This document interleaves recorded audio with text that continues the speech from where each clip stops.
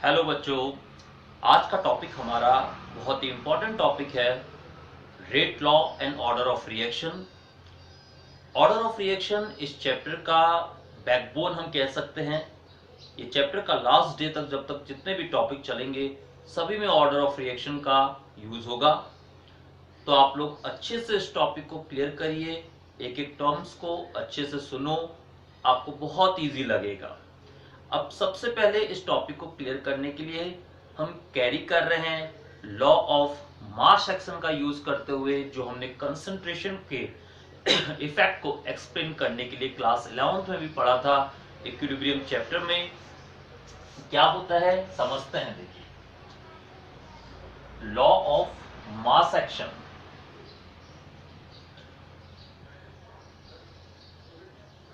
गुलबर्ग और वेस करके एक साइंटिस्ट थे, इन्होंने सबसे पहले कंसंट्रेशन के इफेक्ट को एक्सप्लेन करने के लिए रेट ऑफ रिएक्शन पे कंसंट्रेशन का क्या इफेक्ट पड़ता है इसको एक्सप्लेन करने के लिए एक लॉ प्रोवाइड किया था। बहुत ही इजी सा लॉ, जैसे आप इस एक्सप्रेशन से इसको समझ सकते हैं। अगर हम ए और बी का रिएक्शन करके एक प्रोडक्ट बना रहे हैं तो इन्होंने बोला कि कभी भी रेट ऑफ रिएक्शन में अगर आपको इंक्रीज या डिक्रीज करना है, आप कंसंट्रेशन को चेंज करो। अगर आप कंसंट्रेशन को इंक्रीज करते हो, रेट ऑफ रिएक्शन इंक्रीज होगा। कंसंट्रेशन को डिक्रीज करोगे तो रेट ऑफ रिएक्शन डिक्रीज होगा इन टर्म्स ऑफ रिएक्टेंट। तो his according to this law of mass action, इस नियम के अनुसार किसी भी रिएक्शन का जो रेट है वो उस रिएक्शन के अभिकारक यानी रिएक्टेंट के जो भी उनका मोलर कंसंट्रेशन होगा उनके प्रोडक्ट के डायरेक्टली प्रोपोर्शन होगा with raise to their numerical stoichiometric coefficient. Stoichiometric coefficient यानी उनके कितने मोल्स हैं वो इनके पावर में आ जाएंगे, और इस तरीके से R इक्वल्स टू हम के ए का पावर ए एंड बी का पावर बी लिख सकते हैं। अब ये जो एक्सप्रेशन था, देखिए वो किसी किसी रिएक्शन में तो ओबे कर रहा था, पर सभी रिएक्शनों में ये कॉन्सेप्ट फुलफिल नहीं हो पा रहा था। यानी हम हर रिएक्शन का जो रेट है उसके अकॉर्डिंग नहीं कैलकुलेट कर पा रहे थे।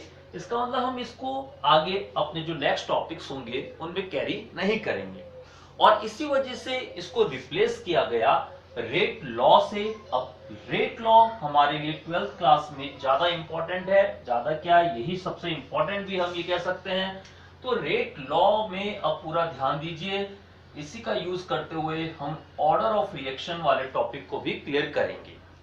रेट लॉ क्या है इसको समझते हैं। रेट लॉ कंसंट्रेशन के जो इफेक्ट है किसी रिएक्शन के रेट को उसको एक्सप्लेन करता है। यानी rate law explain the effect of concentration of reactant on rate of reaction, यानी कि अभिक्रिया के वेग पर अभिकारक की सांद्रता का क्या प्रभाव पड़ता है इसको एक्सप्लेन करता है।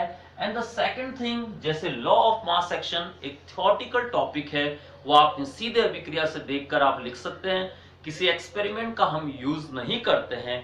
But law of rate law को लिखते समय हमें यहाँ पर एक्सपेरिमेंट का ध्यान देना पड़ता है, यानी ये पूरी तरीके से एक्सपेरिमेंटल बेस्ड टॉपिक है। एक्सपेरिमेंट के बेसिस पर तो हमें पता लग गया कि रेट लॉ कैलकुलेट करने के लिए हमारे पास सिर्फ एक ही मेथड है, वो है एक्सपेरिमेंटल मेथड्स। यानी हम बिना एक्सपेरिमेंट के रेट लॉ को कैलकुलेट नहीं कर सकते हैं। इसी टॉपिक को आगे बढ़ाते हैं। देखिए रेट लॉ निकालते कैसे हैं। एक एग्जांपल के लिए हम आपको दे रहे हैं, एक रिएक्शन है 2A + B गिव्स प्रोडक्ट, यानी A और B की अभिक्रिया होने पर एक उत्पाद बना। सपोज करते हैं, देखिए A का कंसंट्रेशन हमने डबल किया, दोगुना किया, और हमें मिला कि जो हमारा अभिक्रिया का वेग है ये भी डबल हो गया। इससे हमें क्या मिल रहा है? इससे हमें ये मिल रहा है कि ROR का जो वेग है वो A के ऊपर डिपेंड कर रहा है, डायरेक्टली प्रोपोर्शनल है। हम यहाँ पर A की पावर 1 लिखते रहे।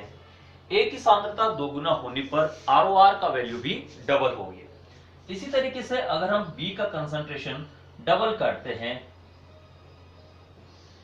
ROR भी डबल हो गया, तो हम यहां पर भी यही लिखेंगे ROR directly proportional to B का कंसंट्रेशन किया और पावर 1 लिख दिया। बट अगर सपोज कीजिए यहां पर हम ए का कंसंट्रेशन तो हमने डबल किया, रेट ऑफ रिएक्शन डबल हो गया, और बी का कंसंट्रेशन हमने 4 टाइम किया, सपोज कीजिए 4 टाइम किया, और रेट ऑफ रिएक्शन हमारा डबल हो रहा है।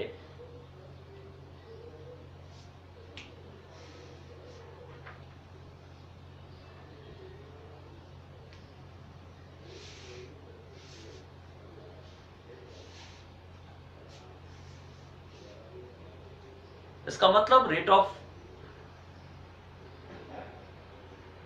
तो इस टॉपिक से हमें यह पता लगता है कि रेट लॉ को कैलकुलेट करने का सिर्फ और सिर्फ एक ही मेथड है, वो है एक्सपेरिमेंटल मेथड। हम बिना एक्सपेरिमेंट के रेट लॉ को कभी कैलकुलेट नहीं कर सकते हैं। इसको एक एग्जांपल से क्लियर करते हैं। सपोज कीजिए एक रिएक्शन है 2A + B प्रोडक्ट बना रहा है। अगर आप A के कंसंट्रेशन को डबल कर रहे हैं और आपने पाया कि जो अभिक्रिया का वेग है ROR है वो भी डबल हो जा रहा है, तो इससे हमें पता लगता है कि ROR का जो वैल्यू है वो A के कंसंट्रेशन के ऊपर डिपेंड कर रहा है, और हमने पावर में 1 लिखा है। ये कंडीशन उस समय होगी जब हम B के कंसंट्रेशन को कांस्टेंट रखते हैं, स्थिर रखते हैं। बट अगर हम A के कंसंट्रेशन को तो रखते हैं कांस्टेंट और B के कंसंट्रेशन को हम कर दे रहे हैं डबल, और हमने पाया कि जो हमारा रेट ऑफ रिएक्शन है वो 4 टाइम हो जा रहा है, यानी कि 4 गुना हो जा रहा है। अब 4 गुना कब होगा? जब B की सांद्रता को डबल किया। तो इसको हम एक्सप्रेस करेंगे इस तरीके से, ROR directly proportional to B का स्क्वायर, यानी कि अगर हम B की सांद्रता को 2 गुना कर रहे हैं और उस समय हमें अभिक्रिया का वेग 4 गुना मिल रहा है, 4 टाइम मिल रहा है, तो उसको हम इस तरीके से एक्सप्रेस करेंगे। अब अगर हम इन दोनों टर्म्स का यूज एक साथ करते हैं तो हम इसको ऐसे लिख सकते हैं, देखिए ROR directly proportional to A की पावर में तो आपने लिख दिया 1 और B का कर दिया आपने स्क्वायर, इस तरीके से, और इसी को हमने लिख दिया ROR equal to K A raise to power 1 and B का स्क्वायर कर दिया। यहां पर ये जो K है वो क्या है? एक कांस्टेंट है, रेट कांस्टेंट हम इसको बोलेंगे। अभी हम इसको आगे डिफाइन भी करेंगे रेट कांस्टेंट क्या होता है इस चीज को, बट K यहां पर एक कांस्टेंट है जिसकी एक फिक्स्ड वैल्यू होगी। तो क्लियर हो गया होगा, साथ साथ में लिखते रहना है टॉपिक को। इसी चीज को और ज्यादा क्लियर करते हैं, देखिए इसी से हमें पता लगेगा अभी ऑर्डर ऑफ रिएक्शन क्या है। तो आपने जो अभी एक एक्सप्रेशन देखा ROR equal to K, A का पावर में तो आपने लिखा 1 और B का आपने लिखा स्क्वायर, ये एक एक्सपेरिमेंटल टॉपिक है, ये हमें कभी नहीं भूलना है। इस एक्सप्रेशन को जो हमने यहां पर लिखा है इसी को हम बोलते हैं रेट लॉ एक्सप्रेशन।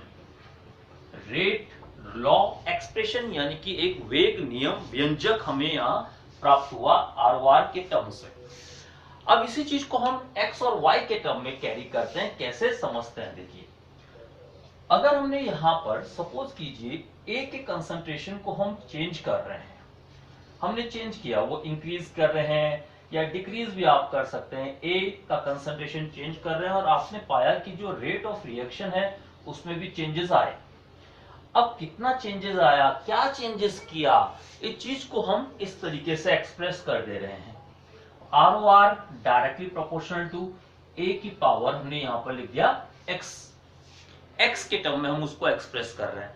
जैसे ये डबल था, ये भी डबल था, तो हमारा A की पावर 1 आ रहा था, ये 4 था, ये 2 था, तो हमने यहाँ A का स्क्वायर किया। इसी तरीके से एक्सपेरिमेंटल बेसिस पर हमने ऑब्जर्व किया कि अभिकारक की सांद्रता को परिवर्तित करने पर ROR की वैल्यू में भी चेंजेस आए, तो उसको हमने A के रिस्पेक्ट में यहाँ लिख दिया x, और इसी तरीके से B की सांद्रता को जब हमने परिवर्तित किया और ROR के मान में भी जब हमारा कुछ चेंजेस आया, एक्सपेरिमेंटली हमने निकाला, हमें पता लगा, तो हम उसको लिख देंगे B की पावर में y।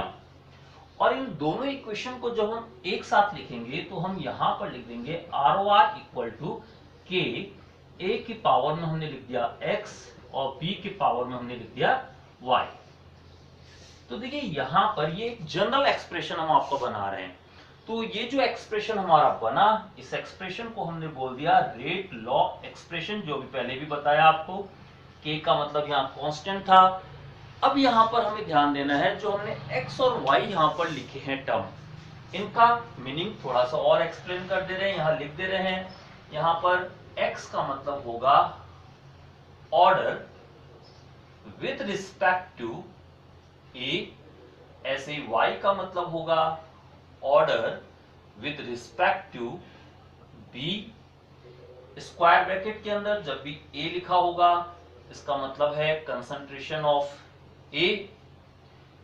b जब लिखा होगा, इसका मतलब होगा कंसंट्रेशन ऑफ b। तो ये जो टर्म्स हमारे आए, ये तो बन गया एक rate law expression. Hope so clear हो गया होगा। साथ साथ में लिखते रहना है टॉपिक को। अब इस के को भी हम साथ साथ में यहां पर डिफाइन करते हैं कि के क्या है। देखिए, जब हम लोग रेट लॉ एक्सप्रेशन हमने यहां पर लिखा, एक्स और वाई का जो टर्म आया, इस एक्स और वाई को अगर हम प्लस कर लेते हैं, हमने इसको n से दिखा दिया, तो ये n ही है हमारा ओवरऑल ऑर्डर, यानी अभिक्रिया की कोटि। ओवरऑल ऑर्डर ऑफ रिएक्शन सबसे इंपॉर्टेंट टर्म जो हम यहां पर आगे कैरी कर रहे हैं। इस n का वैल्यू याद रखिए। देखिए, n का जो वैल्यू है वो आपका 1 2 3 कुछ भी आ सकता है, पॉजिटिव नंबर भी आ सकता है, जीरो भी आ सकता है, और तो और फ्रैक्शनल या नेगेटिव भी आ सकता है। ये डिपेंड करेगा एक्सपेरिमेंट के बेसिस पर। जैसे सपोज हमने अभिकारक यानी ए का कंसंट्रेशन कर दिया 4 टाइम, और आपने ऑब्जर्व किया रेट ऑफ रिएक्शन डबल हो रहा है जस्ट, यानी कि हमारा जो ऑर्डर ऑफ रिएक्शन उस केस में आएगा ए के टर्म में, वो 1/2 हो जाएगा, यानी फ्रैक्शनल हो जाएगा। तो और कभी कभी ऐसा भी हो सकता है, आप अभिकारक की सांद्रता को डबल या ट्रिपल कर रहे हो, बट अभिक्रिया के वेग पर कोई प्रभाव नहीं पड़ रहा है, तो वहां पर हम जीरो ऑर्डर के रिस्पेक्ट में लेंगे, ए की पावर में जीरो लिख देंगे। इस चीज को भी हम आगे एक्सप्लेन करेंगे 1 by 1, zero, first, second, third, सारे ऑर्डर को एक्सप्लेन करेंगे 1 by 1। बट पहले हमें ये क्लियर होना चाहिए कि ओवरऑल ऑर्डर कैसे निकाला। ये निकाला हमने रेट लॉ एक्सप्रेशन की हेल्प से। तो जब रेट लॉ एक्सप्रेशन लिखा और वहां पर पावर्स का सम किया, तो sum of power raised to concentration of reactant in rate law expression that is called order of reaction। हम इसी के लिए वर्ड यूज करते हैं ऑर्डर ऑफ रिएक्शन। तो होप सो ऑर्डर का मतलब यानी अभिक्रिया की कोटि का मतलब हमारा क्लियर हो गया होगा कि ऑर्डर हमने निकाला कैसे। अब जो हमारा रेट कांस्टेंट है, हम उसको एक्सप्लेन करते हैं।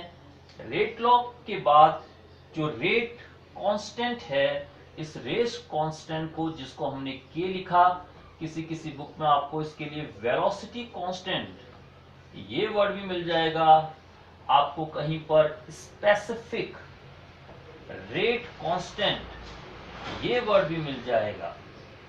अब इनका मीनिंग हमें क्लियर करना है। R इक्वल्स टू के, ए की पावर में आपने देखा x, b की पावर में आपने देखा y। अब देखिए R और k के रिस्पेक्ट में आप कैसे डिफाइन करोगे। If the concentration of all the reactant is unity, if concentration of all reactant is unity means 1, then R equals to K। इसका मतलब if the concentration of all the reactant is unity, then the rate of reaction is called rate constant। ये हमारा clear हो जाना चाहिए। यानी कि अगर हर अभिकारक की सांद्रता को अगर आप इकाई यानी कि 1 मानते हो, तो अभिक्रिया की जो दर है, रेट ऑफ रिएक्शन है, आप उसी को रेट कांस्टेंट भी बोलोगे। तो इतना क्लियर हो जाना चाहिए हमारा टॉपिक। अब चलते हैं एक बहुत ही इंपॉर्टेंट साथ साथ में निकाल लेते हैं टॉपिक के साथ कि के का यूनिट कैसे निकालते हैं। के जो हमारा यहाँ टर्म आ रहा था, देखिए सपोज कीजिए एक रिएक्शन हमने यहां लिखा, ए से प्रोडक्ट बना, और इसके लिए हमने जब रेट लॉ निकाला, R इक्वल्स टू के, ए की पावर 0 है। ए की पावर 0 का मतलब हो गया यहां पर अभिकारक की सांद्रता परिवर्तित करने पर अभिक्रिया की दर पे कोई प्रभाव नहीं पड़ रहा है, यानी ये 0 ऑर्डर यानी शून्य कोटि की अभिक्रिया है। अब इस रिएक्शन के लिए अगर आप K का यूनिट निकालते हो तो ऑब्वियसली वो R के यूनिट के बराबर होगा। यूनिट ऑफ K और यूनिट ऑफ R इक्वल होगा, और R का यूनिट हमें पता है मोल लीटर इनवर्स सेकेंड इनवर्स, तो K का यूनिट निकल गया। इसी तरीके से अगर ये फर्स्ट ऑर्डर का रिएक्शन होता सपोज, तो हम क्या लिखते, R इक्वल्स टू के, ए की पावर में हम 1 लिख देते, और इससे हमारा जो टर्म आता वो आता K equal to R upon A. अब इसकी हेल्प से अगर हम यूनिट निकाले तो mole litre inverse second inverse, तो हो गया R का यूनिट, और A का यूनिट है आपको पता है कंसंट्रेशन का मोल लीटर इनवर्स। इसको सॉल्व किया तो हमारा आया सेकेंड इनवर्स। तो इस तरीके से हम फर्स्ट ऑर्डर के K का यूनिट निकाल सकते हैं। अब फर्स्ट ऑर्डर के अलावा अगर कभी हमारा रिएक्शन सेकेंड ऑर्डर का होगा तो जहां पर हमने A लिखा है उस A के प्लेस पे आप 2 लिख दोगे, और फ्रैक्शनल नंबर अगर कोई आएगा तो हम वहां पर फ्रैक्शनल टर्म का भी यूज कर सकते हैं। अब अगर हम इन्हीं का यूज करते हुए एक जनरल फॉर्मूला अगर बना लेते हैं तो हम यहां पर लिख देंगे for the unit of K आप लिखोगे मोल लीटर इनवर्स, इसके पावर में 1 minus n and second inverse. यहां पर जो n होगा आपको अभी अभी बताया था, n का मतलब ऑर्डर ऑफ रिएक्शन, यानी वो जिस भी ऑर्डर का होगा वो टर्म यहां पर आ जाएगा। जैसे 0 ऑर्डर के लिए n की वैल्यू 0, तो हम मोल litre inverse 1 minus 0 and second inverse. अगर वो फर्स्ट ऑर्डर का होगा तो आप n की वैल्यू को 1 लिख दोगे। अगर सपोज कीजिए आपसे क्वेश्चन में कहा हुआ है कि एक रिएक्शन है वो है हमारा थर्ड ऑर्डर का और उसका यूनिट बनाना है, तो हम क्या लिखेंगे, मोल litre inverse 1 minus 3 second inverse. इसको सॉल्व करेंगे तो क्या आएगा, मोल 1 माइनस 3 की वैल्यू आप सॉल्व करेंगे -2 आया, सेकेंड इनवर्स सॉल्व किया, मोल -2 litre 2 and the second inverse. तो ये हमारा एक जनरल यूनिट हो गया, और सॉल्व करना बहुत ही इजी था, हमने देखा आगे। इसी तरीके से कभी कभी अगर प्रेशर के टर्म में अगर आ रहा है तो वहां पर भी आप K का यूनिट बना सकते हैं, क्योंकि रेट लॉ कंसंट्रेशन के साथ साथ प्रेशर के टर्म में भी हम एक्सप्रेस कर सकते हैं, और वहां पर हम लिख देंगे ATM 1 minus n second inverse. इस तरीके से होप तो क्लियर हो जाना चाहिए। अब इसी में अगर कभी कभी न्यूमेरिकल्स के टर्म्स में आता है, आपको K का वैल्यू दिया जाता है और ऑर्डर ऑफ रिएक्शन निकालने को पूछा जाता है। एक एग्जांपल आपके सामने रखते हैं, सपोज कीजिए if value of K is 3 multiply 10 raised to power -2 लिखा हुआ है, और यहां पर लिखा है mole -1 litre 1 second inverse, find order of reaction. Order of reaction आपको इतना दिया हुआ है, यानी K का एक वैल्यू दिया हुआ है और ऑर्डर ऑफ रिएक्शन निकालने को पूछा हुआ है। तो कैसे निकालेंगे, देखिए इस K की इस वैल्यू की हेल्प से ही ऑर्डर ऑफ रिएक्शन भी निकाला जाता है। इस K की वैल्यू के आगे जो यूनिट लिखा हुआ है उसको आप इस यूनिट से कंपेयर कर दोगे, मींस आप मोल पावर में -1 लीटर 1 एंड सेकेंड इनवर्स को इस यूनिट से हम कंपेयर कर देते हैं, यानी जनरल एक्सप्रेशन टर्म से अगर हम कंपेयर करते हैं हमारा आएगा मोल litre inverse 1 minus n second inverse, और इसको अगर हम सॉल्व करते हैं हमारा क्या आया आप समझ सकते हैं। देखिए कंपेयर कीजिए, यहाँ मोल की पावर में -1 है, ओके, और यहाँ पर मोल की पावर में 1 माइनस n आएगा। इसको अगर हम सॉल्व करते हैं तो हमारा आया 1 + 1 इट मीन्स 2। यानी कि ये सेकंड ऑर्डर का रिएक्शन हो गया। तो ऑर्डर ऑफ रिएक्शन जीरो भी आ सकता है, first order, second order, fractional, ये सभी आ सकते हैं। रिएक्शंस होते हैं उनके ऑर्डर जीरो भी हो सकते हैं, first, second, third, fractional order, और तो और नेगेटिव भी हो सकता है। तो इसी के कुछ एग्जांपल्स लेते हैं। मेनली हमारे जो सिलेबस में होता है 12th क्लास के सिलेबस में, वो जीरो और फर्स्ट ऑर्डर के रिएक्शंस ही हैं। तो पहले जीरो ऑर्डर का एक मीनिंग थोड़ा सा क्लियर करते हैं। जीरो ऑर्डर रिएक्शन, जैसे कि हमने आगे लिखा हुआ है ए से बी बना, बी मींस प्रोडक्ट। सपोज करते हैं ये जीरो ऑर्डर है, तो जीरो ऑर्डर रिएक्शन मतलब एक ऐसी रिएक्शन जिसका रेट अभिकारक की सांद्रता पे डिपेंड नहीं करता है, उसकी कंसंट्रेशन पे डिपेंड नहीं करता है। यानी आप ए के कंसंट्रेशन को डबल करो, ट्रिपल करो, बट रेट ऑफ रिएक्शन हमेशा कांस्टेंट रहेगा, उसे हम बोलेंगे जीरो ऑर्डर। इसके लिए अगर हम रेट लॉ एक्सप्रेशन लिखते हैं तो हम लिखेंगे R इक्वल टू के, ए की पावर में जीरो, क्योंकि ये जीरो ऑर्डर था, ए की पावर जीरो, दैट मीन्स 1, तो R का वैल्यू K आ गया।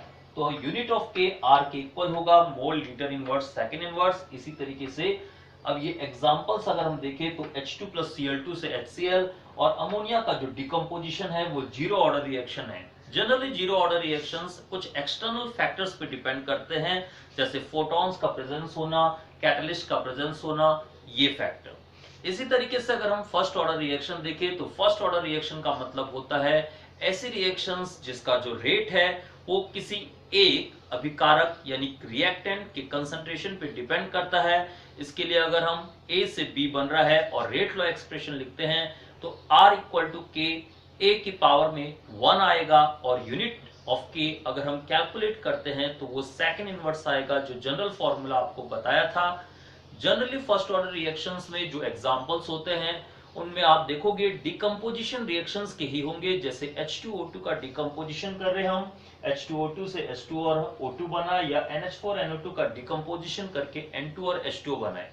इसी तरीके से second order, third order, different order of reactions होते हैं। साथ ही साथ फ्रैक्शनल ऑर्डर भी होते हैं, जो एक्सपेरिमेंटल के बेसिस पर ही हम निकाल सकते हैं, थ्योरेटिकली नहीं निकाल सकते हैं। आपको बार बार कह रहे हैं, इसको निकालने का सिर्फ एक तरीका है, वो है एक्सपेरिमेंटल। इसी तरीके से जैसे CH3 CHO का अगर हम डिकम्पोजिशन कराए तो हमें मिलता है ऑर्डर ऑफ रिएक्शन इज 3/2, और H2 और Br2 को मिलाकर अगर हम HBr बनाए तो ये भी एक 3/2 ऑर्डर ऑफ रिएक्शन का एग्जाम्पल है। होप सो इतना क्लियर हो गया होगा ऑर्डर ऑफ रिएक्शन का मीनिंग। अब अगर हम इसी में एक साथ ही साथ एक छोटा सा टर्म क्लियर करें, वो है मॉलिक्यूलरिटी, जिसे हिंदी में आणविकता कहते हैं। बहुत ही इजी सा टर्म है मॉलिक्यूलरिटी।